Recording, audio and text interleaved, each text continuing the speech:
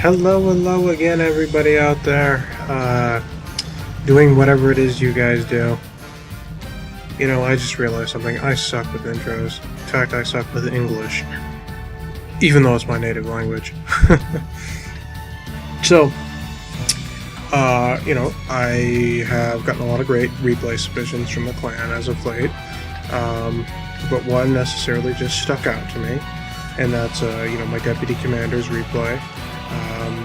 This is McIntire here on a map that I personally don't hate as much as Comrade. You know, please flail me at the stake if you like Comrade. But it's Swamp, and he's in his fancy dancy IS-1. Bloody fantastic little tank, in my opinion. I had it a while back, a couple times over. I don't know. It's not my general playstyle. I mean, I liked it. I thought it was a great tank. I loved with, you know, rammers and vents and whatnot, how you could get the reload of that massive 122 cannon down to what is it, 10 seconds. My biggest issue with it is just personal reasons. You know, it's hard to explain. You know, flail me, as I said a minute ago, flail me at the stake. But, you know, I personally think if they took the IS, gave it its historical loadout, made it a tier 6, and got rid of the KV-1S, that would fix Serb's problem with the 1S. I mean, there was rumors a while back, I don't know if there's still a thing anymore, that the 1S was going to get removed, and I think that if you gave the IS a health nerf and threw it down at tier 6 and took away that big 122, then the thing would be great. And of course, you know, what would you put at tier 7? You know, the IS-2. I don't know how many of you know, but there's obviously two different ISs, and that's how it was historically. You had the IS-100, or excuse me, not the IS-100. It was an IS-85, and that was the IS-1. And there was the IS-2, which was the IS, you know, 122, which is an IS-2 or an IS-1 with a big, huge, giant 122mm cannon of Soviet fuck you. Gosh, pardon my cursing. You know, I love the alpha that this gun's got. I mean, McIntire has consistently now hit for over 400 damage, 403 and a 453. And he goes successfully cleaning up that ARL-44. Man, these teams are just falling apart. That's ridiculous. 2 kills to 5. You know, he promised me a Radley Walters, so I better see him carrying this match pretty hard. He's coming around, taking a peek. Prioritizing the target here. I mean, that's the smart thing to do. You know, for those of you that are just trying to, you know, get into the game, you know, I play for damage. I know there's a lot of variation in playstyles, but I play for damage. There's some people that play for kills. For example, when he came over that hill there, had McIntire been in it for the kills, he would have prioritized that Jag Panzer IV. Thankfully he didn't. Took his time, killed the biggest threat, got the most bang for his buck, because that's an expensive shell, and walked away with, you know, 2 extra kills to his already growing number. So right now, obviously, the teams are about stabilized, and he realizes, okay, there's nothing left on this flank for me to worry about, at least at the moment. I'm going to take my giant tier 7 heavy tank with its big, massive 122mm cannon of doom, and I'm going to go put this down on a flank where I need to destroy people with it. So that's exactly what he's going to do, which is good for us, because that means we get to watch more tanks explode by giant 122mm shells of death. And here we've got a Comet. That, on my end, was weird. So in the replay, I don't know if you guys will be able to see that, but in the replay, his camera auto-locked onto a hill. That's odd. You guys probably won't be able to see that. Jonboy's the one doing all the editing right now. I myself have still been an asshole, and again, pardon my French, but I haven't went out and got me a 5 kills, 1,800 damage. Wow, why did I just cut myself off like that? I haven't gone out and got me the recording softwares and whatnot yet. I will be one of these many days. I promise. His first shot there on that Chi-Ri goes low, and unfortunately it costs the SU-152 his life. But the 304 of all tanks, the little high arc terror of death, picks off the Chi-Ri before getting counter-batteried. So a good shot there, you little, demon beetle.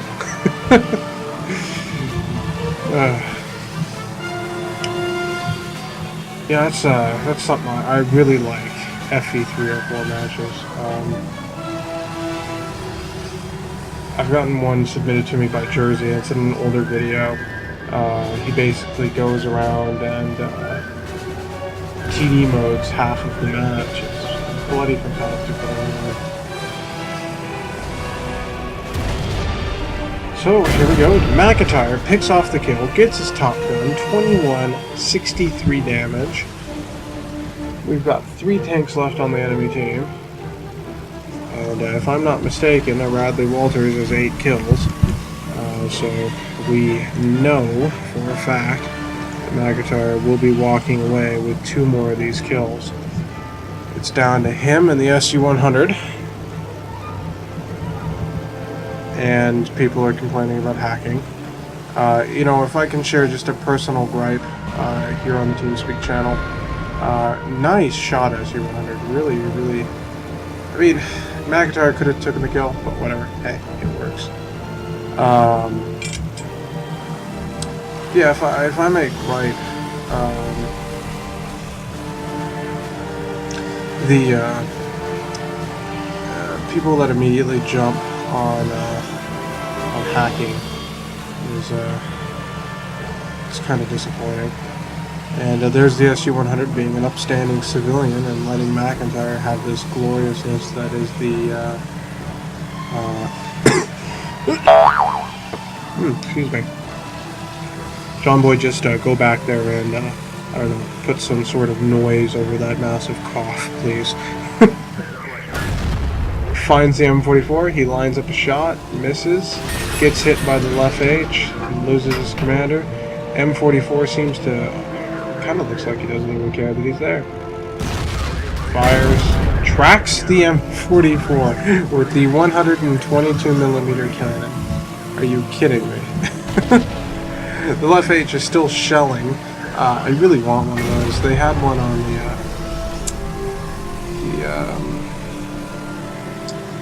the last Olympic track event for that shot. Didn't get it. Couldn't get it hard enough. Finally, McIntire, you hit the shot. It was what, 4 shots later? Your nerves were probably freaking out in this moment. I don't worry. I definitely don't want to say you don't deserve to miss. Take another shot from the left. Oh, that's not good. Oh, that's really not good. Oh, that's really not good at all. So what's happening here is the left is consistently hitting him in the tracks, but he got the depression over and knocked the left H out, walking away with 8 kills, securing 2703 damage, 1,291 total experience that round, with a mastery badge, of course, Radley Walters, high caliber top gun, and 60,000 credits. Good freaking match, mate. 10 out of 10. What IS again? Wait a minute. This looks familiar. I recognize Swamp anywhere. I must investigate. So here we have Jonboy, my other deputy commander. I just really like the way this game played out. But trust me, if you have a replay submitted or you are looking to get replays submitted, please just contact me, Comrade Wolf. You can find me. Just look for somebody on TeamSpeak. Anyway, I thought this was a really great replay. I know this episode has really been focused on the deputy commanders. Maybe that should be the name of this video. World of Tanks with Comrade Wolf. Deputy commanders. I like that idea. That's pretty clever. Anyway, so, you know, I'm looking to get some War Thunder replay and content like that up. I just haven't got around to doing any casts for it yet. I have a couple of replays laying around that I'm really interested in doing. Just haven't had the time. Primarily, you know, with the whole suddenly beta is out on the open server and, you know, whatnot.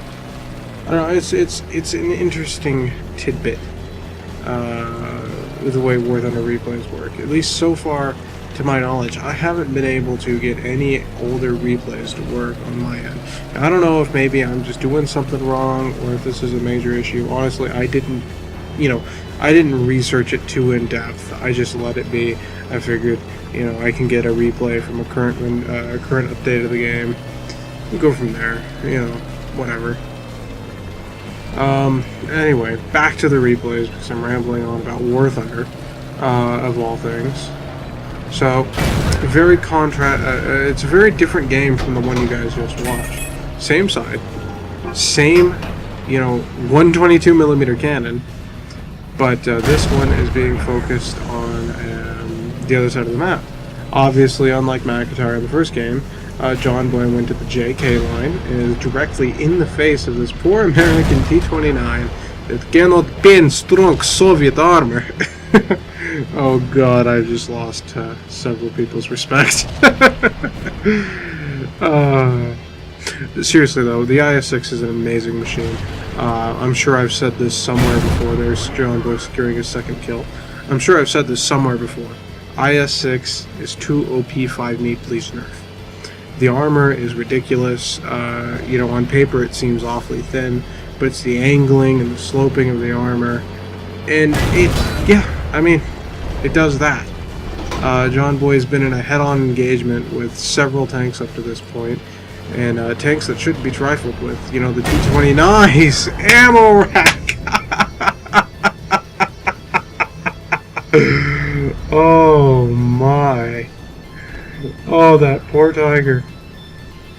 That poor tiger. What a way to get a third kill. Oh, anyway, yeah, the IS-6, you know, it's capable of taking on tanks. There he goes. It just bounced the 128 off of the Panzer Shufflewagen 5. You know, it can take the 88mm from the Tiger. It can take the 105 from the or is it 120? I think it's 105. That's on the T-29. You know, it can take these cannons consistently. Oh, looks like a new challenger has approached. IS-6. Oh, Jonboy, don't go back to your ways. Don't load gold yet, mate. Give it a minute.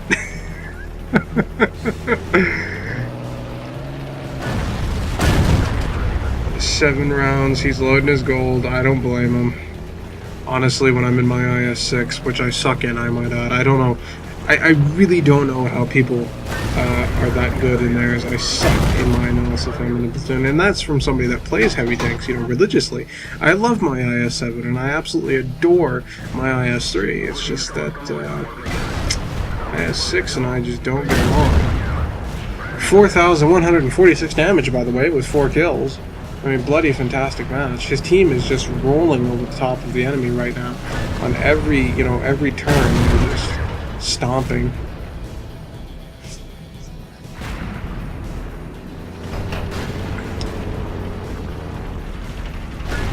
Man, I just realized how incredibly inaccurate the IS-6 is with a broken and damaged gun. Oh, that's bloody ridiculous.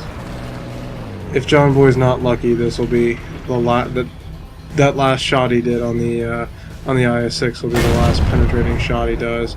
Nope, he penetrated that Black Prince. I stand corrected. Reloading his standard munitions here. There's no way in hell he's going to be able to get that kill. But it doesn't really matter at this point. He's got 4,000 damage that XVM is reporting. Cheeto in the distance. Shot, of course, just drops out of the sky. It could be worse. I mean, you know, he could be repairing for 4 minutes. Not to jab at War Thunder any. I know a lot of people like it. I myself, too, do as well. It's an amazing game. Just 4-minute repairs. A bit troublesome. I have no right to complain, though.